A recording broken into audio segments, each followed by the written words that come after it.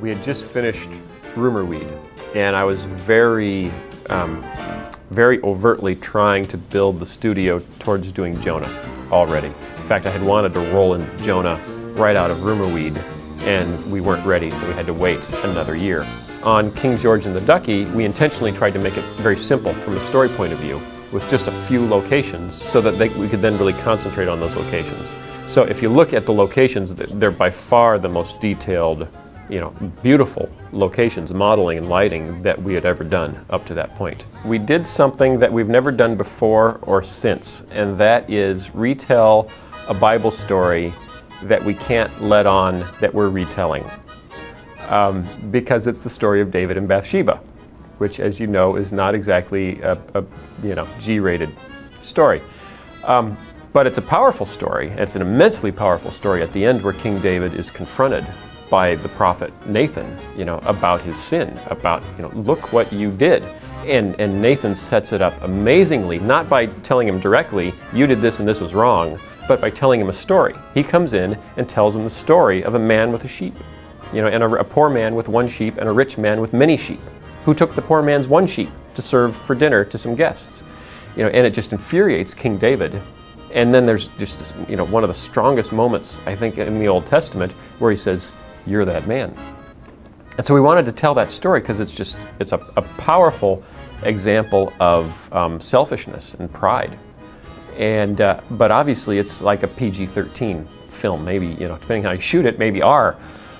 So we had to come up with a completely different context for telling the story. And someone had written in with the idea of, why don't you do this, as King David and the Ducky? It was just a really great concept. What if we paralleled the story of David and Bathsheba, with a topic, that's not really suitable for kids, but with a theme about not being selfish that is really great for kids.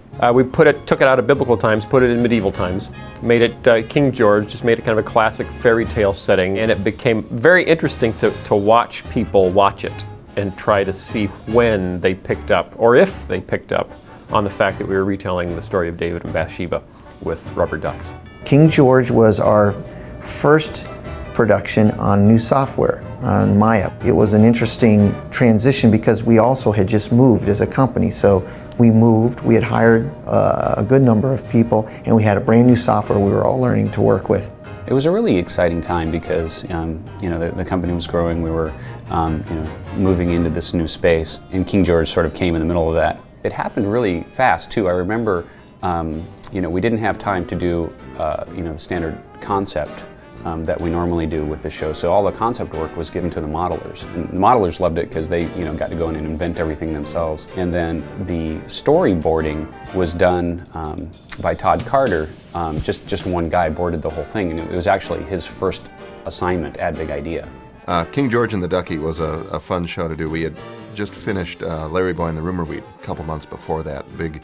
Big show, big score, fairly big orchestra. And it was fun to come back to a more intimate setting. It's kind of a nostalgic VeggieTales feel. A smaller orchestra, smaller music, but a lot of fun stuff in there. We used a lot of in-house musicians. Adam, our audio engineer, plays French horn and percussion. We got him involved. Shar Jackson was playing cello. Heather Finch was playing violin. And it's fun to use what you've got and use that as your palette and say, okay, here's the challenge, here's the framework, what can we do with this? I thought it'd be really fun to have Larry doing this tango with a manatee, but that I combined that with an idea that I had years and years ago about Larry watching different types of things on TV that he shouldn't be watching, basically. And so one of the things that he was watching was a endangered species cooking show. And so I started writing it originally as albino manatee.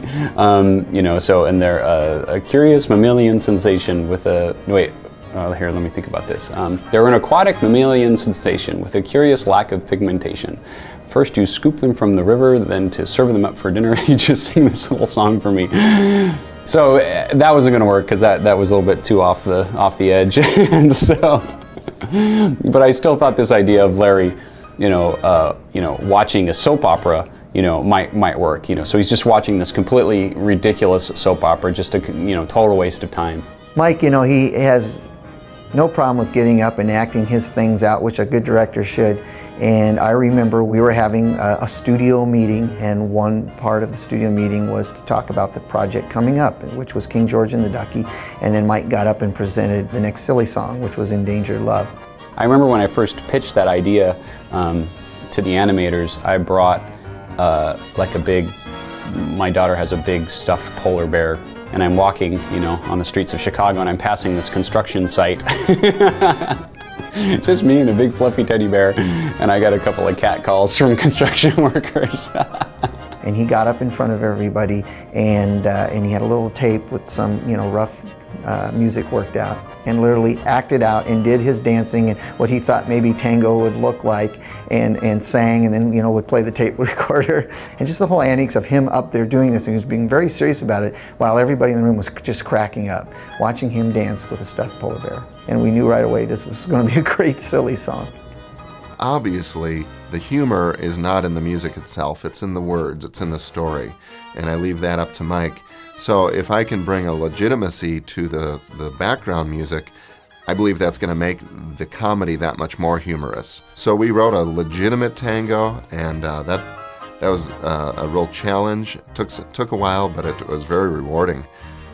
We used a friend of mine, Roddy Chong, who actually plays violin. You've probably seen him on TV. He's toured with Shania Twain and Celine Dion and DC Talk and Jars of Clay, and brought him in, and he played the violin parts on it. So it was a fun connection to make there, to bring him in and play on that. Tom Danon and I animated Endangered Love.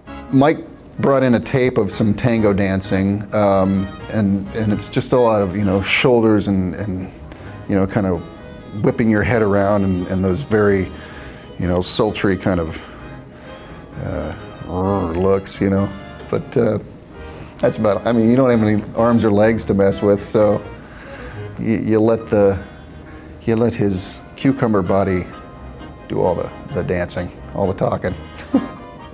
There's one moment where Larry's dancing with the manatee, and he goes to dip her, and he leans a little too far and falls down out of the shot. And Mark Volcano and I were going around about the best way to act this one out. And he said, well, just think about Clouseau, the way he falls out of the camera, and then they added a little shake to it to give it a little more realism, and then he just pops back up and kind of looks around like, hey, anybody see that? Okay, keeps on dancing. That's my favorite shot. Coming August 2003 on video and DVD.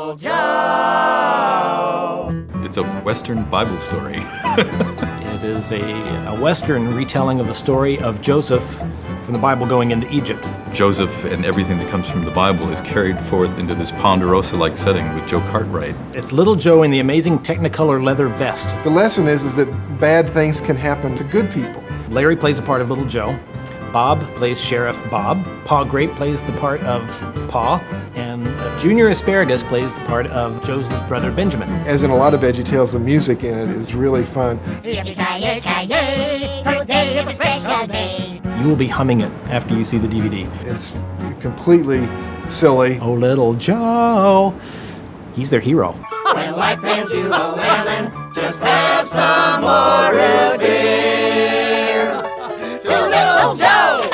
That was the best Western Bible story I ever heard. Coming this August on video and DVD with a special silly song from Boys in the Sink.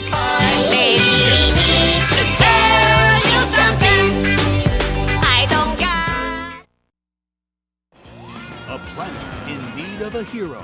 There's a big-time emergency on the planet Teleline. A hero in need of a clue. Think, everyone, think! Wait! Nope. Sorry, nothing. With the truth in short supply. I think everyone on this planet is lying. A solitary fabrication could cause the eradication of their population. See, I'm not even sure some of those are words. And don't miss the latest Penguins hit song. Riding down the Milky Way. Sunday morning values, Saturday morning fun. Always stand tall in the saddle. Helps avoid chafing. From the creators of VeggieTales, 3, 2, 1 Penguins, Moon Menace on Planet Teleli. Available on video or DVD from the studios of Big Idea.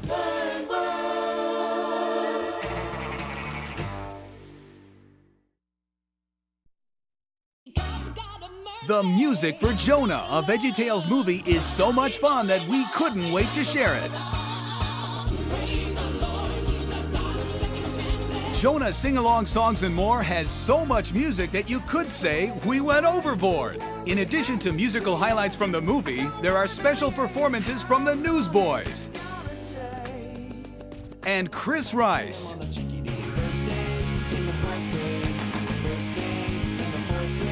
Plus exciting classic VeggieTales music. Look, Olaf, he's got purple spots and orange and yellow markings and a dorsal fin that's iridescent green. What? You'll move, you'll groove, and you're sure to laugh. More than a half hour of hilarious veggie fun at a special low price. Set sail with your favorite VeggieTales characters in a sing-along video that is sure to make a huge splash. Jonah sing-along songs and more, available at stores everywhere from the studios of Big Idea.